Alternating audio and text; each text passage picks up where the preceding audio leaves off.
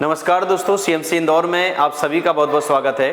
देखिए, आज के इस वीडियो में महत्वपूर्ण जानकारी पर हम लोग आज चर्चा करेंगे, जिसके अंतर्गत देख सकते हैं स्क्रीन पर आप डॉक्टर मोहन यादव जी, मध्य प्रदेश के जो मुख्यमंत्री हैं, उनके द्वारा एक कैबिनेट बैठक ली गई है, जिसके अंतर्गत कुछ महत्वपूर्ण निर्णय लिया गया है, जिसमें उनके द्वारा ये कहा गया है कि 610 नवीन पदों पर सृजन किया जाएगा, नवीन भर्तियां की जाएंगी 610 पदों पर, जिसके अंतर्गत देख सकते हैं आप अतिरिक्त लोक अभियोजक के 185 पद, वहीं अतिरिक्त जिला अभियोजन अधिकारी के 255 पद और ऐसे ही सहायक जिला अभियोजन अधिकारी के टोटल 100 पद और सहायक कर्मचारी के 70 पद का सृजन किया जाएगा। ये इनके द्वारा कहा गया है।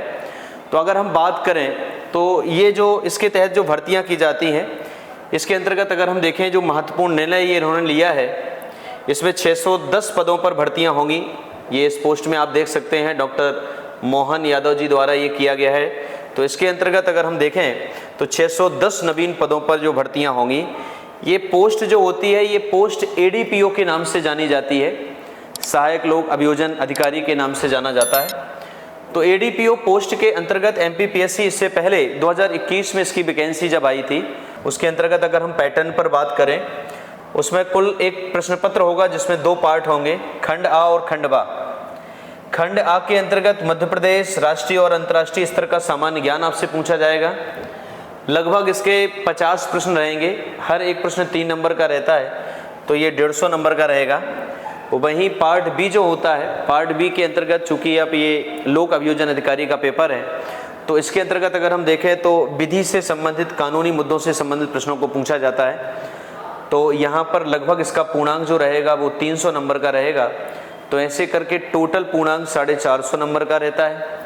लेकिन चूंकि आपको पता है कि ऑफिसर रैंक की ये जो पोस्ट है, इसमें साक्षात्कार भी होता है, तो इंटरव्यू 50 नंबर का रहेगा। टोटल ऐसे करके कुल अंक 500 नंबर का ये पेपर होने वाला है आपका। और ड्यूरेशन देखिए यहाँ पर लिखा हुआ है, 3 घंटे का पेपर होगा। और कुछ इस प्रकार से इसका पैटर्न था इससे पहले जब इसने एग्ज़ाम लिया था एडीपीओ का, जिसके अंतर्गत देखिए लिखा हुआ खंड आ के अंतर्गत विषय मध्य प्रदेश का सामान्य ज्ञान, मतलब एमपी जीके आपसे पूछा जाता है। वहीं नेशनल लेवल पर और इंटरनेशनल लेवल पर जो भी जीके वगैरह है और करंट अफेयर वगैरह है, वो सब चीज़ें आती हैं इसमें। और विश्व का सामान्य ज्ञान, मतलब ज्योग्राफी वगैरह आपसे पूछी जा सकती है, थोड़ा इंडिया के बारे में जीके का नॉलेज होना चाहिए, एमपी मध्य प्रदेश जीके का नॉलेज, ऐसे 50 प्रश्न रहेंगे।